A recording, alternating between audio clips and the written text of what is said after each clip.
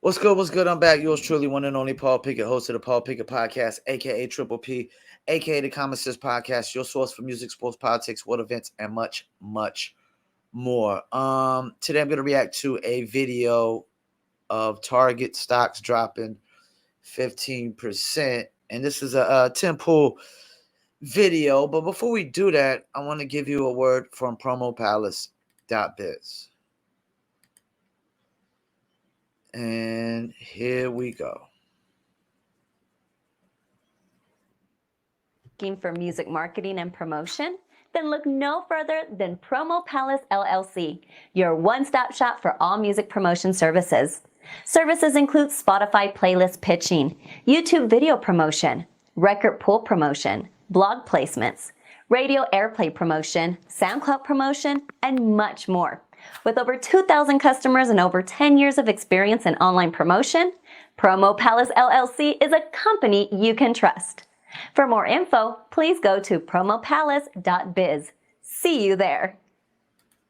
That's right. You heard a beautiful lady. If you need online marketing promotions, please go to promopalace.biz. Promote your music, product, brand, or service. One-stop shop for all forms of marketing and promotion. And let's get into it. See what Tim Pool and the guys got to say. Mark J. Perry says, get woke, go broke.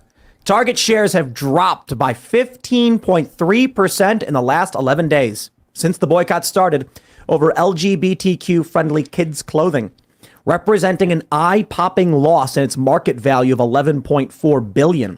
The story from Fox Business, they say Target and Bud Light investors lose billions on marketing misses. Target and Anheuser-Busch have lost a combined $28 billion in market value. The Target thing stands out the most to me because this wasn't, look, I understand the Dylan Mulvaney thing. Dylan Mulvaney's audience are children. Dylan Mulvaney is effectively just playing a character like Borat or who was the other character he played? Bruno? Was that it? Yeah, that's one of them. Ali G. All those guys. That's basically what Dylan Mulvaney's doing. And when people see that, they're put off by it, they're angered by it, they're insulted by it. They say, hey, we want an apology. Well, it's also an adult male playing the role of a little girl. Yep. Which made it even more, yeah. That's like Bruno. That's like, it's right. It disturbs people. What I've heard from many people is, and I'm not trying to be overtly derisive, but people have said disgust. Yes. And so at first I was saying of the Bud Light boycott that people just don't want to be associated with an effeminate beer. Then I had people say to me like, no, they look at it with disgust because it's associated now. I can understand the boycott there is very strong. The emotions are very strong. The thing with Target is that this is just a company doing their typical Pride Month thing. All of the companies are going to start putting the Pride Month stuff out there. Yeah. Target now losing billions, 11.4 billion in market value for doing what companies have done for some time. That marks a massive shift. That's why I think this story is so important. Because typically, these companies do this stuff, nobody bats an eye. Conservatives don't do a thing. But now we're experiencing a cascade in the an exponential gain in in the Bud Light effect. That is, yes. Here's how I described it earlier.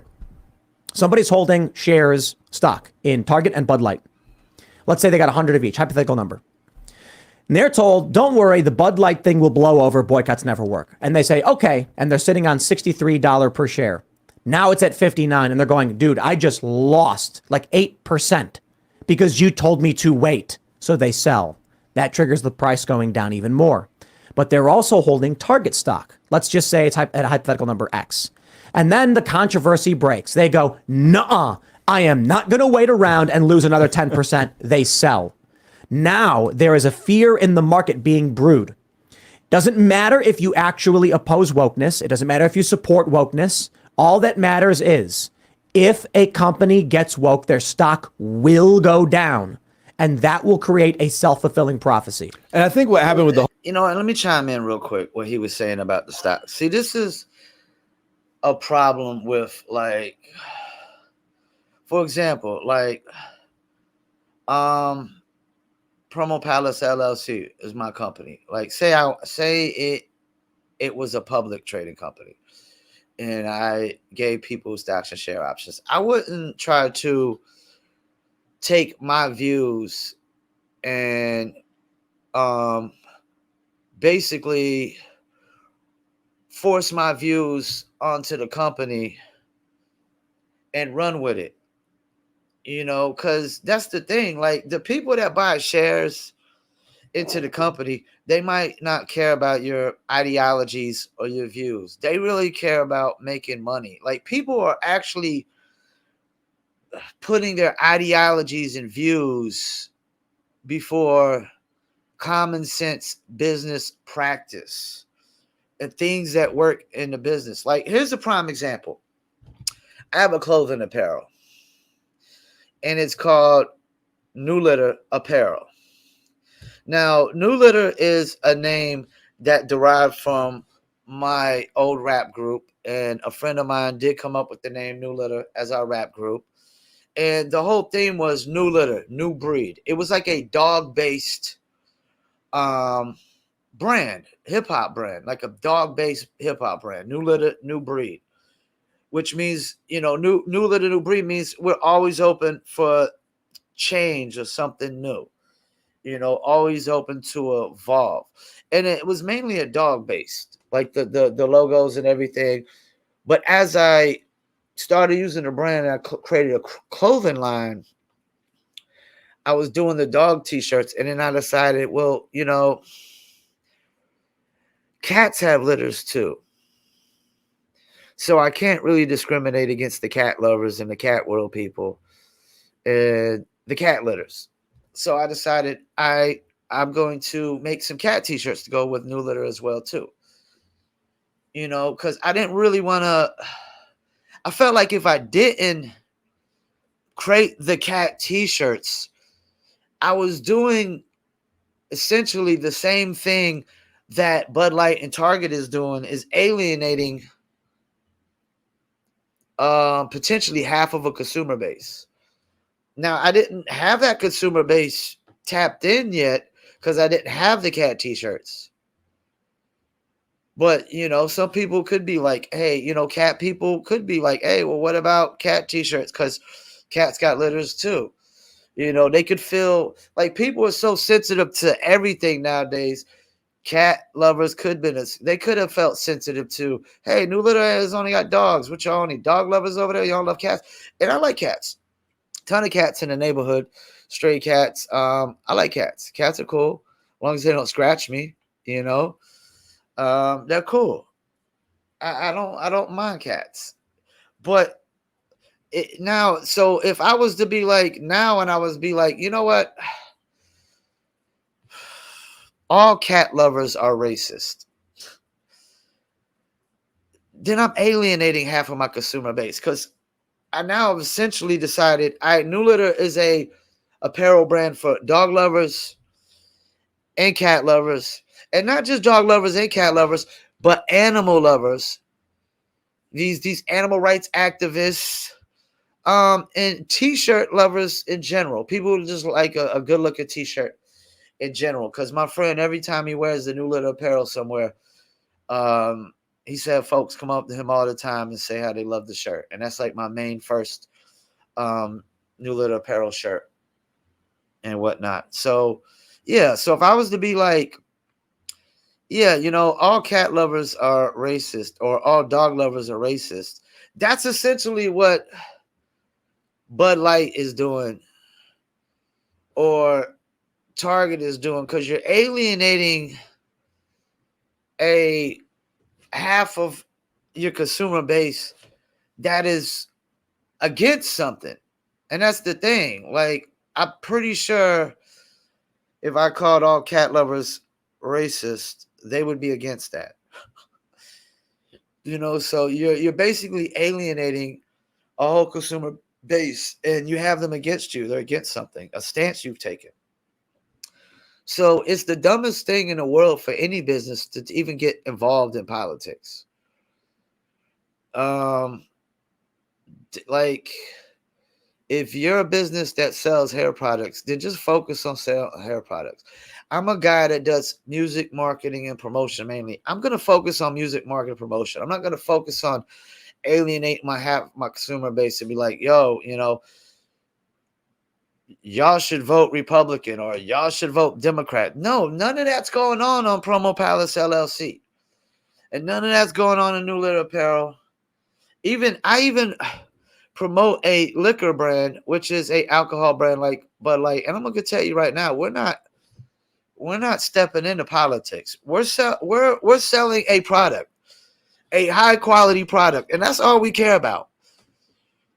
And trying to make this high quality product, Dizzle, check them out, dizzlebrand.com, trying to make this high quality product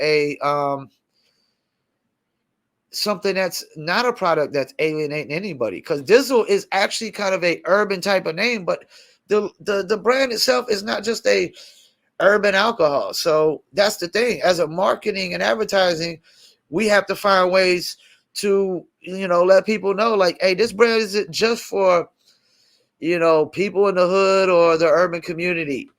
This is also for country music listeners, rock and roll listeners, rich people, poor people, any people. It doesn't matter what skin color, race, culture you are. Dizzle is for you. It's a tequila, a cognac, it's got orange liquor, mango mix, and you throw it on ice and it gets better. It's not like all this crap out there, where you got to mix it with something like Henny and Coke and gin and juice. They call these things, you don't never heard nobody say, just Henny. It's always Henny and Coke or gin and juice. They always have these things together for a reason, because these alcohols that they're selling are crap and taste like shit by themselves. So if you're a business that actually puts out a good product, a good high quality product, and a good high quality service, you don't have to dibble and dabble into politics and identity politics and gender politics and inclusion and all these things that lead to alienating a shit ton of your consumer base. And in my lifetime, the Bud Light boycott has been the best one I've ever seen. It's gone on for 2 months straight, pretty much, and sales are dropping. I've seen countless videos and proof in multiple places where it's just clearly being boycotted. It has clearly become a feminine brand or a transgender brand or a gay brand.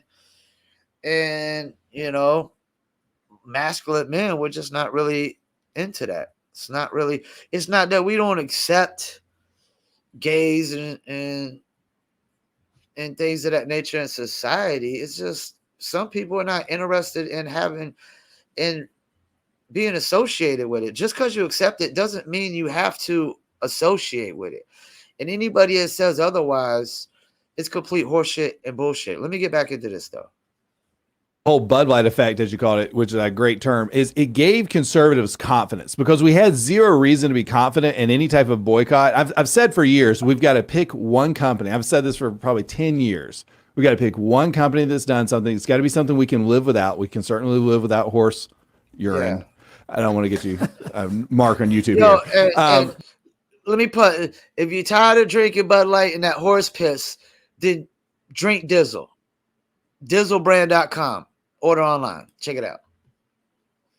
We got to pick one company that we can do without and go all in and cause permanent economic damage. Until we cause permanent economic harm to one of these companies, it'll keep happening. We skip a couple football games, but we're back in the stands 3 weeks later, 3 games later. They don't give a crap. They know that, the conservatives will be back. They cave every time. We'll have a blip for 3 weeks. This sent the message that, oh, wow, these guys are sticking to it. They're angry. And when people see the effect of the Bud Light thing, it's like you said, self-fulfilling. Now they're wanting to recreate it. They're energized, and they have a confidence level of, hey, we can actually do this as conservatives. Like, wow, we do have half the buying power. Take a look at this story from New York Mag. Just asking questions is the section. Bud Light target and a new era of corporate caution by Benjamin Hart. I love this. He says, initially he thought nothing would happen.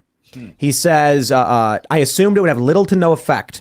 Instead, it has delivered a major hit to Bud Light sales. He then goes on to say, he says, do you think, okay, let me start over. How unusual is it for a campaign to be working this well? And do you think those factors are why it's been so successful? Ladies and gentlemen, pat yourselves on the back. I mean, this is significant. This is going on 2 months now, and it's only getting worse for any of the brands associated with the cult. And let me chime in real quick. And this is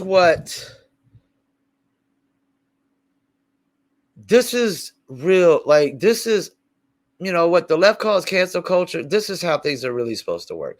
See, the left's idea of cancel culture is we got to silence you. We got to silence your voice. We got to shut you up. You can't say nothing. You can't give opinions or facts, evidence, or anything. A boycott is a whole different thing. A boycott is like, you've done something we don't agree with, and, we're just going to not buy your product anymore. We're not going to buy your service. I mean, like, I haven't always had, like, I deal with promoting rappers, a lot of rappers for a living. They're not the easiest customers to deal with. Rappers are always wrong. Like, in my business, the customer is rarely right, because rappers that get into this business trying to make it, they don't know nothing about the business. That's why they're always wrong. They know nothing. Like, they might pay for some promotion and not know where to track their plays and views on the back end, and be like, yo, I ain't getting no promotion. I'm not seeing nothing, because they don't know where to see it. Well, you're wrong, because you're supposed to know that beforehand. So I'm in a business where almost every customer I deal with is wrong, and they don't read the terms of service and nothing like that. But like, I would never give them a reason to, like, boycott my company. Like, the easy way for me to do that would be like, yo, all my rapper customers, they all make trash music. Like, if I just came out and did a video and put that like a short clip, like, what would I expect? Which they aren't. I mean, if I get a trash customer, I refund their money. Like, if it's something that's just so awful and so terrible music, I don't promote it. I know I can't really get good results or do anything with it, even though there is a lot of artists which I would consider trash artists and terrible artists with fan base. But, there's some songs, the quality recording is just awful and terrible, and you can't really do nothing with it. Let's keep it moving. Yeah, and this is extremely encouraging to see. You mentioned a moment ago the fact that the Bud Light boycotts went very well. Significant damage was caused to a company which was pushing something horrible. I remember when the Target boycotts began, one thing I said was we need to be very careful about ensuring that we stick to the Target boycott, because this is going to determine whether the Bud Light boycott was a fluke or whether conservatives as a market are going to retain this power. Well, yeah, they've got to be. If the thing is, if we jump out there too quick and we start trying to boycott everything, real quick, none of them will be successful. Agreed. And we will start losing our effectiveness, which is back to what I was saying. We have to cause permanent economic harm to a large company, and Bud Light has so far been that company, and it looks like their brand. Yeah, like, I like what he just said, because Bud Light, it like I said, it's horse piss. You should drink Dizzle anyways. You don't need Bud Light. Bud Light is not a necessity in life. Places like Target are more of a necessity. Anywhere where they sell groceries and food and necessities of that nature, you can't boycott them all. I get what he's saying. You can't boycott them all, then you ain't got nowhere to buy no groceries. So you got to be very careful how you do it. And man, I've never seen a brand destroyed so quickly and so succinctly ever. They're not going to be able to just come back and all of a sudden, they've put out bottles with camouflage bottles. They just put out a Harley Davidson special edition bottle. Oh my God. Like, it's just harming Harley Davidson. It's not bringing their brand back. And so again, if we stick to it, I don't know how long. And that's the thing. Like, if Harley Davis starts to get, like, Harley Davis, you talking about beer drinkers are manly? Shit. Harley drivers are manly guys. Like, man's man usually when you think of Harley guys. So if Harley start attaching themselves to Bud Light and too much pride stuff. And yeah, that wouldn't be the wisest thing. It wouldn't be the wisest thing. Not at all. A Target boycott will last. That it's harder for a lot of people to do without. It's not about the boycott though. That's the important thing. No, I get what you're saying on the other side of it, but just saying as to what conservatives will actually stick through and holding the feet to their fire economically. I don't think conservatives actually boycotted Target. I think regular people got pissed. Yeah. So I see two things happening. Bud Light was a boycott. Let me stop real quick. I like what Tim Pool said. That's the thing. Assumption is the mother of all fuck ups. And people, when you assume, you make an ass out of you and me. You've heard these things. People assume 10 times out of 10 nowadays, man. These motherfuckers just assume shit left and right without no facts and evidence. Yeah, can we stop assuming that it's just conservatives? That is just conservatives boycotting these brands? Can we maybe assume that there's some Democrats in there, or some independents, or some libertarians, or some people that just don't give a fuck about politics in general, but just don't like, the fact that Bud Light had a transgender sponsor? I mean, we got to stop assuming that these are just conservatives doing this boycott. Like he said, it could just be regular old people who never even voted Republican in their life. It was high profile individuals. Then what this guy points out in the New York Mag article is that people boycott. So the media picks it up. So the news spreads. So more people boycott. With Target, I think something was happening before the news even broke. We started seeing these videos pop up of people complaining. Then news broke of Target saying they had confrontations.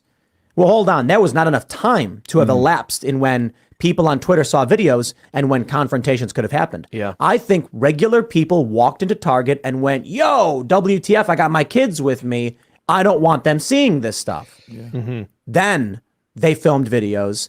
Then. And that alone, it doesn't matter.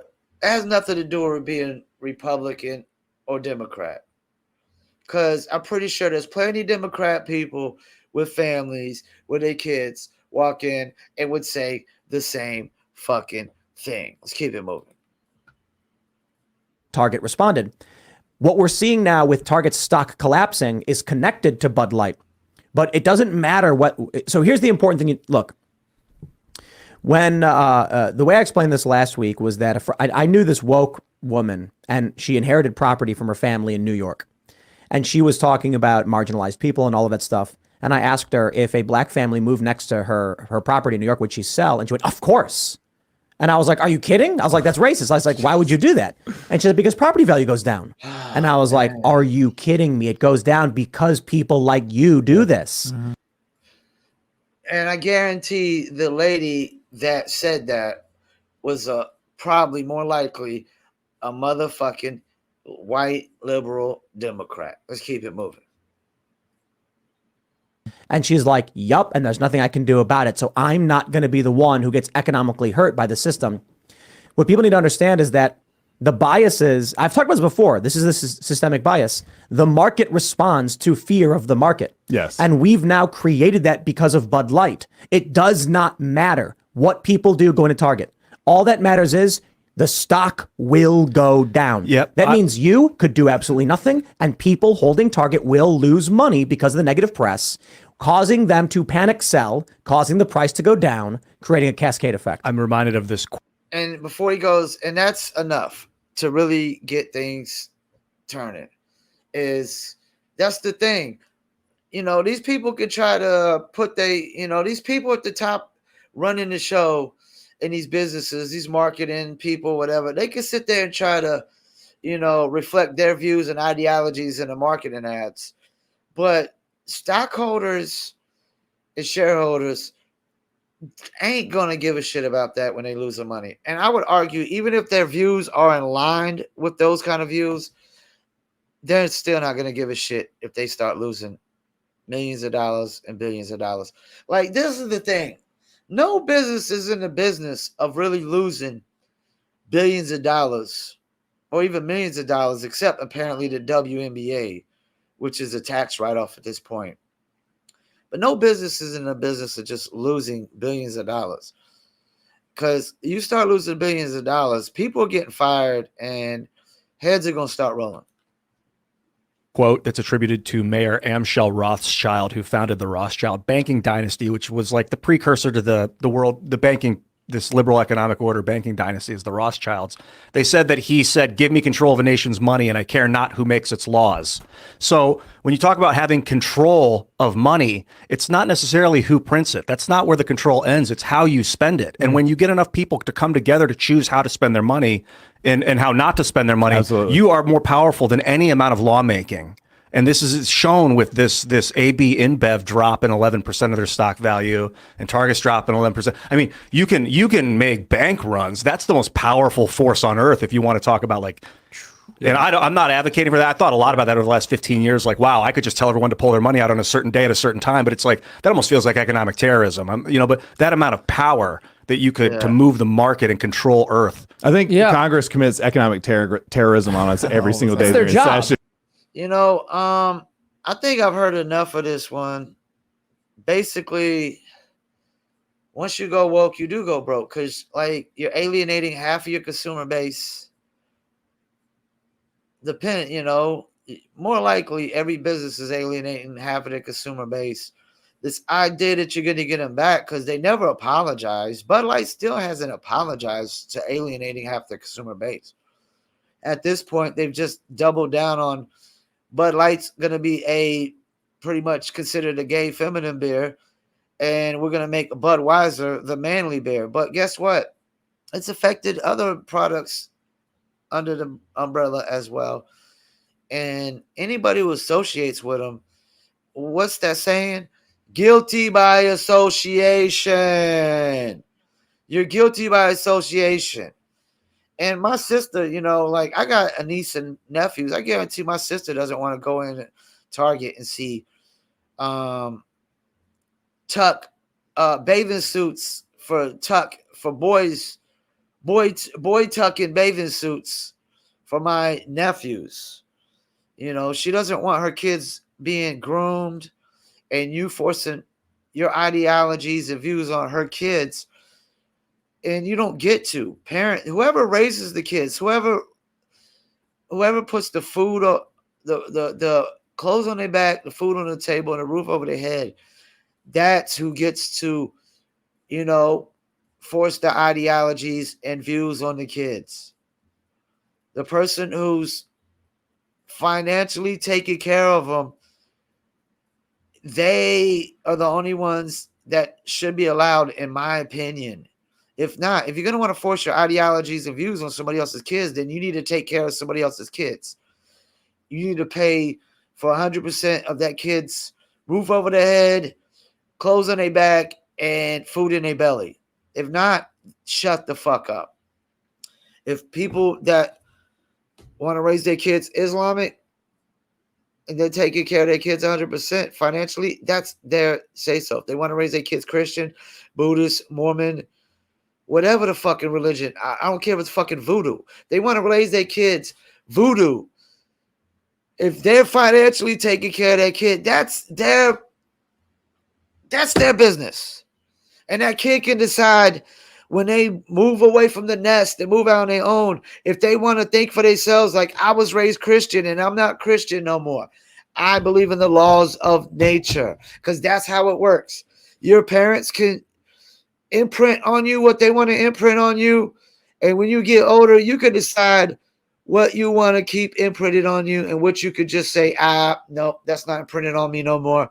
We're just going to erase that out of them altogether, out of my lifestyle or my views or my values or my ideologies, whatever it may be. But yeah, and that's the thing. I'm tired of people thinking just because you accept something that you have to associate with it, that you have to be interested in it. That's bullshit. Once again, I want to thank y'all for tuning in. Paul Pickett Podcast. and I'm out.